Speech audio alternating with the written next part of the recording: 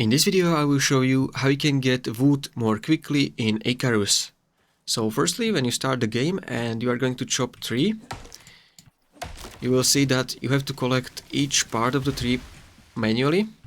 But right now, if I chop this tree and I'm gonna cut this log, then click again on it, as you can see I'm getting all the wood automatically in my inventory and I don't have to collect it manually. So I just need to cut it like this. And to be able to get this, you need to open tab, and then from here you want to choose talents, and it's in the survival category. It's over here, this one, seasonal logsman.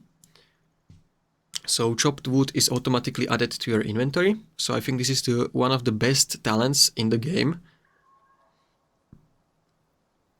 So once you unlock this, you are going to be able to collect it automatically, and that's pretty much it. That's how you can collect wood more quickly in ICARUS.